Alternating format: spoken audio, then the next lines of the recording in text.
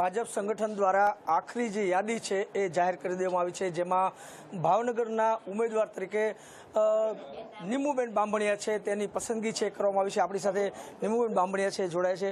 બેન, શું કહેશો? ભાજપ સંગઠન દ્વારા આપની જે યાદી છે એ જાહેર કરવામાં આવી છે ત્યારે દેશના સૌથી લોકપ્રિય પ્રધાનમંત્રી આદરણીય નરેન્દ્રભાઈ મોદી સાહેબ, રાષ્ટ્રીય અધ્યક્ષ માનનીય જેપી નડ્ડા સાહેબ, કેન્દ્રીય ગૃહમંત્રી અમિતભાઈ શાહ, આરોગ્ય કેન્દ્રીય મંત્રી મનસુખભાઈ માંડવિયા સાહેબ, આ સૌનો મને આજે જવાબદારી આપી છે તેમનો હું ખૂબ ખૂબ આભાર વ્યક્ત કરું છું।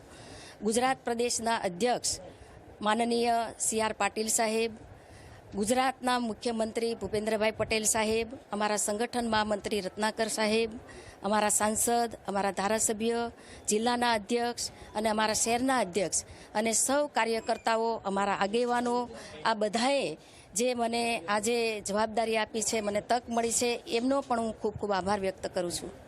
ખાસ કરીને જ્યારે અમે સંગઠને આપને એક સાંસદના ઉમેદવાર તરીકેની જવાબદારી આપી છે, આગામી દિવસોની અંદર કેવા પ્રકારની કામગીરી છે આપના દ્વારા કરવામાં?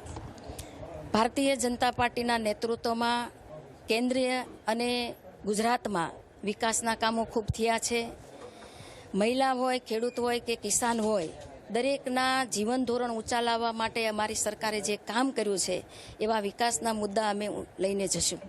ખાસ છેલ્લો મુદ્દો બેન કે અત્યારે જે આપને જે કાર્યો છે, ખાસ કરીને આપણે કીધું કે વિકાસના કાર્યોને આગળ ધપાવશો, ખાસ કરીને કેટલા મતોથી આપણે જીતવાની આશા વ્યક્ત કરું છું? ભારતીય જનતા પાર્ટીના નેતૃત્વમાં વિકાસના કામો અગણિત થયા છે। દરેક ક્ષેત્રે વિકાસ થયો છે, દરેકના જીવનો ધોરણ ઊંચા આવ્યા છે। કિસાન હોય, ખેડૂત હોય કે મહિલા હોય કે આદિવાસી, આ બધા ક્ષેત્રોની અંદર ભારતીય જનતા પાર્ટીના નેતૃત્વમાં ખૂબ વિકાસના કામો થયા છે।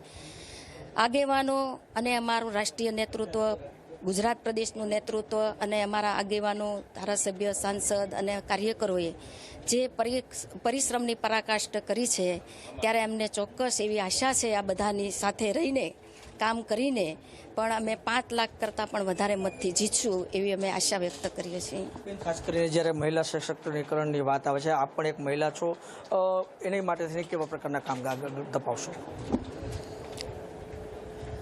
દેશના વડાપ્રધાન નરેન્દ્રભાઈ મોદી સાહેબે મહિલાઓના સશક્તિકરણ માટે ખૂબ કામ કર્યું છે અને વાસ્તવમાં પણ ખરેખર મહિલાઓના જીવન ધોરણ ઊંચા એવા છે, ત્યારે કેન્દ્રમાંથી આવતા મહિલાઓના સશક્તિકરણ માટેના જે કાંઈ પણ આયોજનો હશે એને અમે આગળ લઈ જશું અને મહિલાઓના જીવન ધોરણ ઊંચા આવે એના માટે અમે ચોક્કસ કામ કરીશું।